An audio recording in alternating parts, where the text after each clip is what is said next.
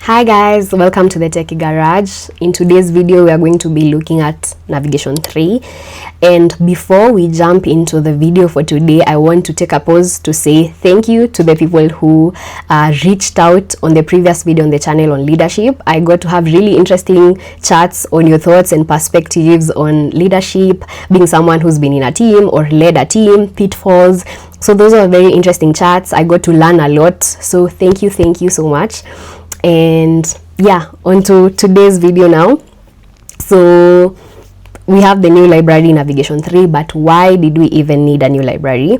And one of the reasons was navigation 2 library that we had before was based on the view system, came out and was based on the view system way back in 2018, way before Android X and Compose. So there's been a lot of developers are having probably to do workaround for Compose, or some Compose patterns are not fitting into that library and you have to find some hacky things around it. So the navigation 3 library was supposed to move to a very Compose based architecture that supports Compose patterns. Yes, so basically a very Compose based architecture. So that was one of the main reasons. The second reason, based on the founding principles of the new library that I've seen, is them trying to give a lot more control to developers. So control over your backstack. You create and manage your own backstack. You have out of the box navigation capabilities to customize to your own use cases. So a lot of control to the developer in terms of, instead of having a black box thing that you have to use the way it is, so you can customize it to the different use cases. And the other one that I found really interesting is more support for adaptive layouts. So if you're developing for different form factors, tablets and all that, as opposed to how navigation 2 you had the nav host that only showed the most current destination screen, quote unquote. This one has supports for setting up, for example, a 2-screen layout, for example, a list and a detail, the way you'd have on email. You have the list here and there's one email open here. Let's say if you're working on a tablet, which is pretty interesting to have that out of the box. And yeah, so those are some of the top reasons for the new library, and we are going to look at how do we implement it on a sample project. But yeah, so maybe before I jump into implementing on the sample project, also, if you're coming from navigation 2, your thoughts in terms of navigation, you're looking at it in terms of the navigation 2 components. So we had components like you had routes or destinations, which were the destinations or screens that you could move to or visit on an application. So for example, you can visit home, you can visit profile, you can visit settings if that's what your app provides. Then you had a nav host. A nav host was basically what hosted the most active destination, and it would show the most recent item on top of the back. So the backstack, whatever is at the very top of the backstack, so the most recent destination on the backstack. Then the other component you had in navigation 2 was a navigation graph, which basically knew all the different destinations you can move to in this application and how to move to them based on user triggers, for example, system back, click of a button, all that. Then you had a navigation controller that was aware of the destination that you're at and how you can move to the next one, how you can move back to the previous one. Yeah, so that's probably the thought process you have if you have been using navigation 2 before. And for the new navigation 3, it's not very different in terms of components. So you still have destinations, which is places you can move to in a screen, and they're represented by nav keys. So nav keys are what are stored in the backstack. We look at them as we look at the implementation. The other thing, instead of a navigation host, now you have a nav display, which is basically the container that renders the most current view to show, screen to show, if I can say screen or content to show. Of course, with the capability we've talked about for adaptive layout, where you can actually set, instead of it always being set in stone that it's going to be the top one, and you have to do a workaround to show to you can be able to set scenes and have both of them, so that you're able to control navigation easily with such a layout. So yes, you have the nav display. The other thing you have is a nav entry. A nav entry basically contains the nav key and the content that the nav key points to. So the key for example, profile screen, and the content that is supposed to show for profile screen. So you have the nav entry. The last thing you have is entry provider. So entry providers basically get the key from the backstack, or the key from the backstack, and point it to the nav entry that should be shown on the display. So this key is supposed to go to this nav entry, so this is the content for that specific key. So that's the general visual mental layout of the two navigation libraries compared. And with that, let's jump straight to implementation. So we have a sample application here that just shows a list in detail for some books. So the first step obviously is to add the dependencies. So we're doing this on a Compose multi-platform project. So we also have Navigation 3 now for Compose multi-platform, in case you're developing on Compose multi-platform and not native Android. But this, whatever we'll be implementing, works for both Compose multi-platform and native Android. Of course, the difference will be dependencies. Dependencies and a very few items, actually just one thing, but the rest of it is okay. So of course, the first step you will do is have the dependencies. So you have the dependencies for Navigation 3, and you also want to have the one for serialization. We are going to look at why you need that. So make sure to add dependencies, add the plugin for serialization. So you have the screens here, the one that shows the list of books, the one that shows the details for a single book. You have the view model that has dummy list of books. You've set up the eye with coin. So that's done. So the only thing we want to look at right now is navigation. So let's probably add a package for navigation here. So let's start with the basics. So if you want to navigate, you need to have places to navigate to. So the first file that I'm going to create is for the destinations. So we're going to look at the destinations that you can first of all move to. So we are going to call it, since it represents the screens, we can call it screen.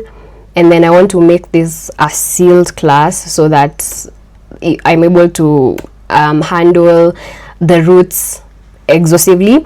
So I have a sealed class that represents the different destinations, quote unquote, screens. And one of the things we've talked about in terms of the components is Navigation 3 uses the nav key, so that's what's stored in the backstack. So we are going to have this, our sealed class,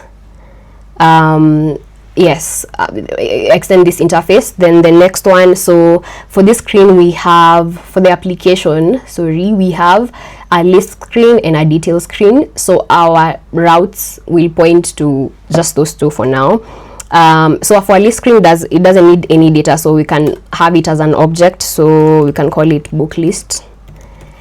And then it will be a subclass of our sealed class here. The other one is we want to have a book detail screen, but because we want to display one specific book, so we need to know the specific book. Will pass a value here for the ID of the book. So it's going to be a data class instead of a singleton. So val ID, it's an integer. Yes, so we'll have so you have the destinations, and then all of them are supposed to be nav keys. So the subclasses and the destinations are supposed to be all nav keys. Then once you have all the keys or the destinations that you can navigate to, the second thing we want to have is the displaying them and the mapping each key to the content and how to navigate from each to it. So we are going to have a class here that shows the nav display. You can call it app navigation. App navigation,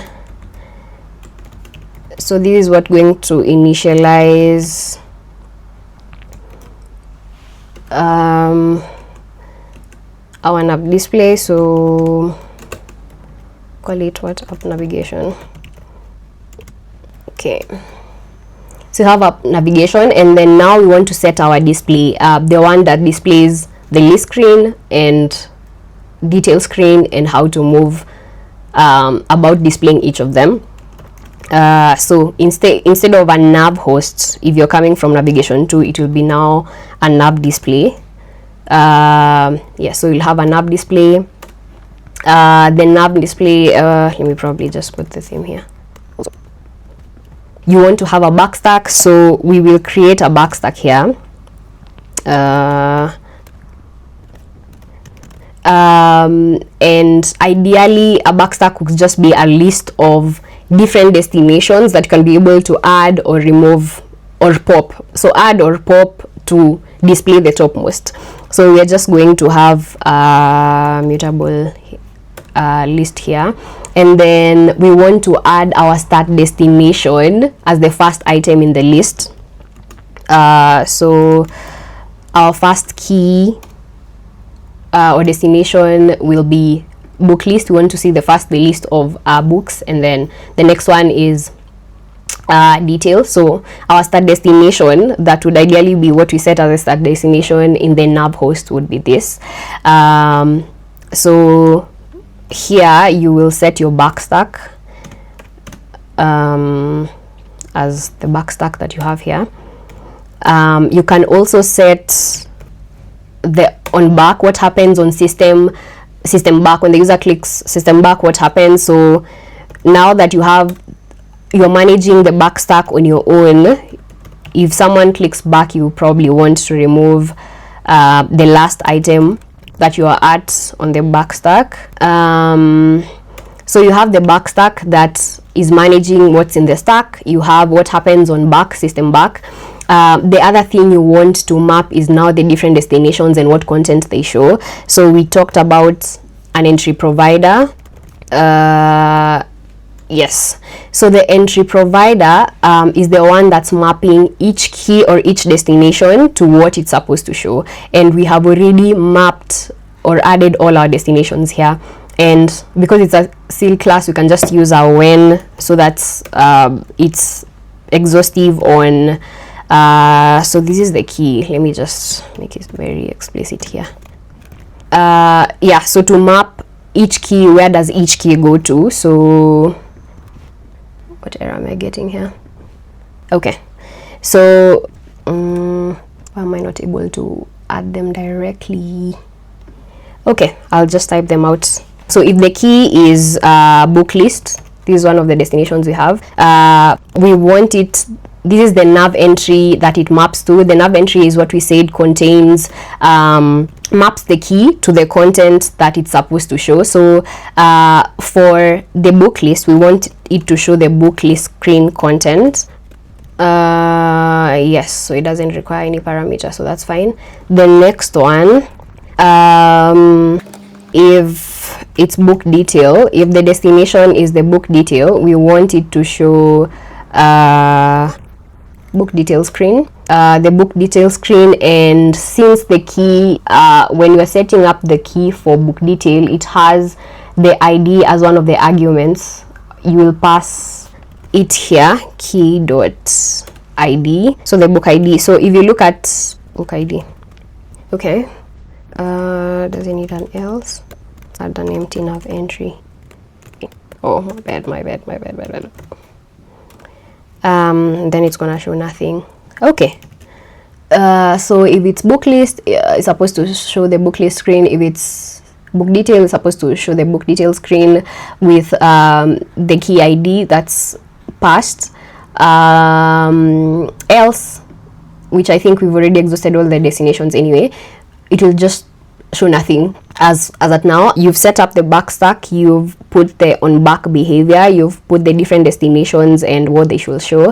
The other thing is now moving from each destination. What are the user actions that move from one destination to the next and how to manage that. So let's look at book list screen. The book list screen basically shows the list of items, and then you click on one, you're supposed to navigate to the book detail screen with the ID. So let's add a navigation action here. So, and then when you navigate, we want to pass the book ID so that it goes to the detail screen, and then we're gonna add it here.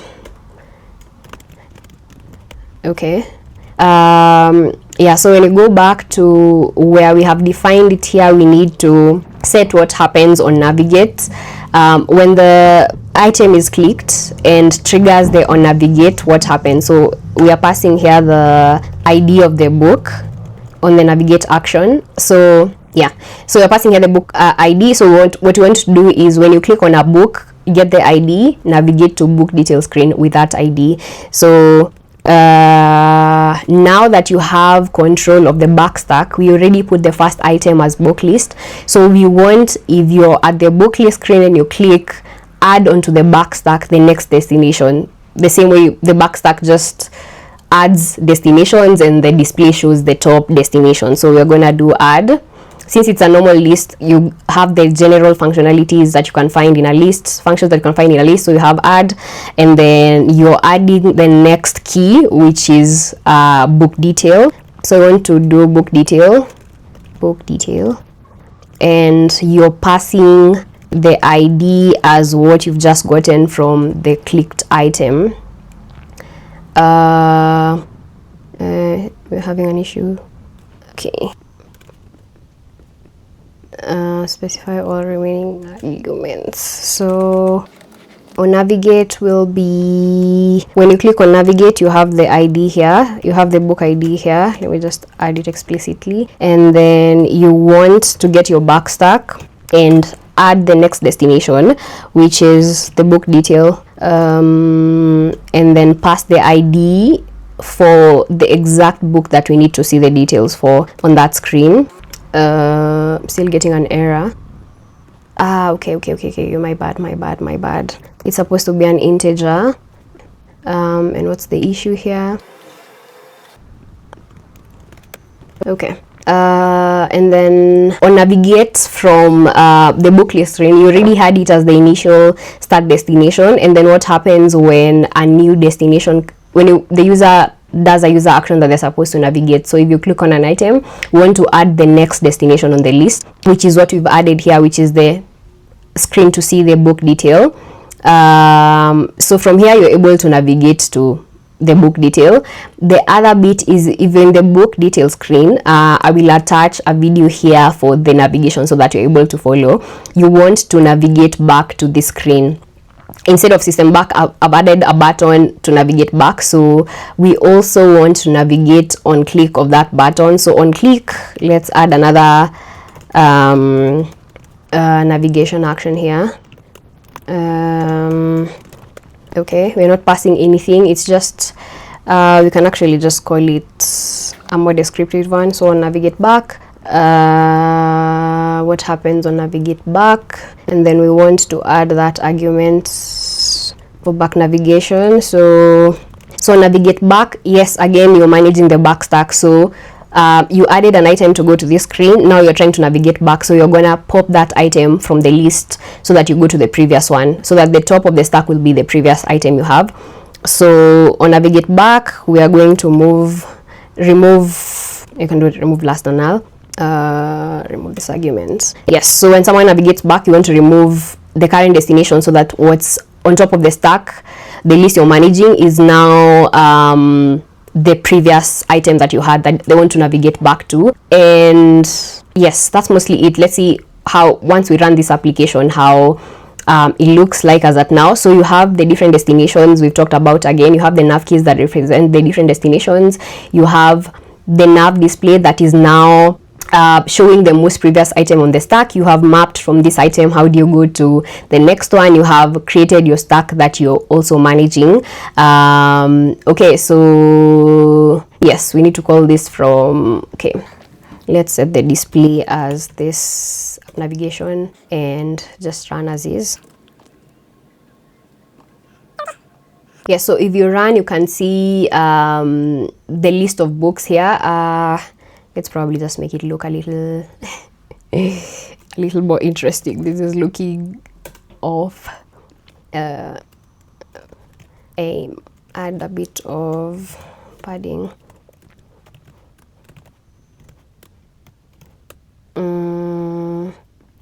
Let's add horizontal padding. Okay, let me just do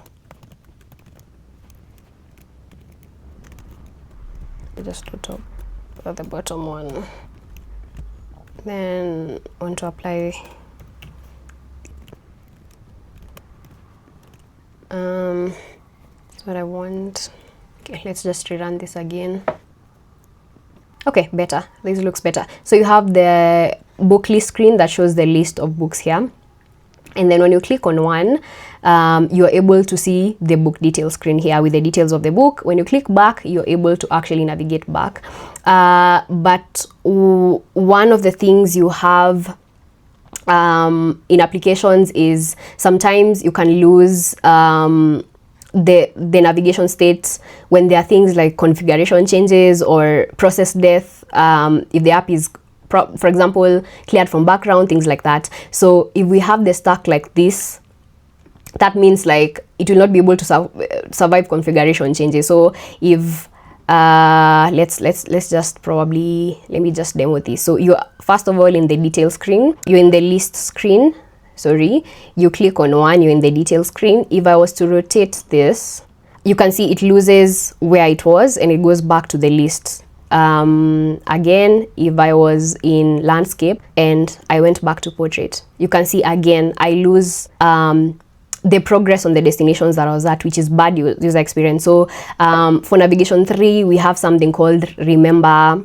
Let me just hide this. You have something called remember nav backstack that you can use to create your backstack so that the destinations are able to survive. They are saved and restored when you have something like a configuration change. So we are going to have remember nav backstack, and it takes, let's just look at it. It takes the key and the configuration. So for this configuration, the difference is you will not have to do this when you're doing it on native Android. I think that's the only different step when you're setting up navigation 3 for Compose multi-platform and native Android.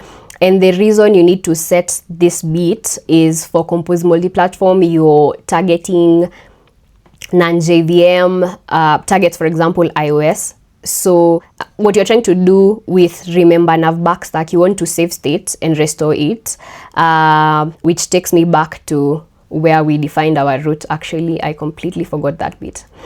Where we defined our roots here is when you're defining our roots and we want to be able to save and restore them, we need to make them serializable so they are able to be stored and restored, for example, on configuration changes.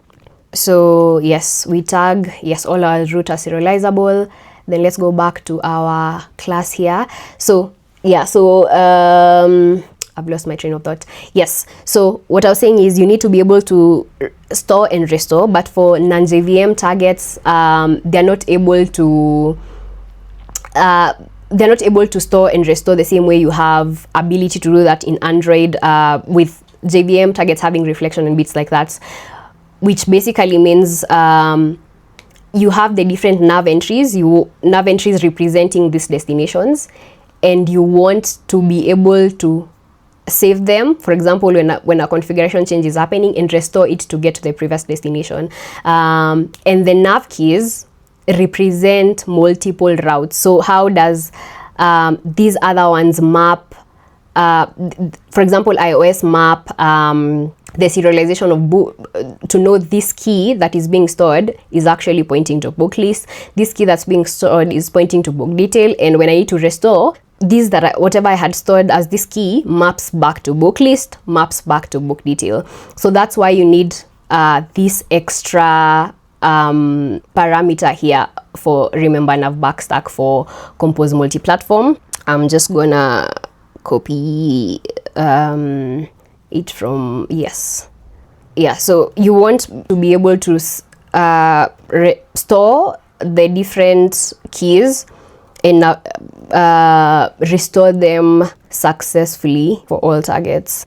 And probably if you're coming from navigation 2, this feels like a lot of boilerplate that you have to map every single key to be able to serialize and, you know, save and restore it for every single route you have. But yeah, so one of the routes we have is book list, then it's supposed to book list, back to book list, and then you have book detail.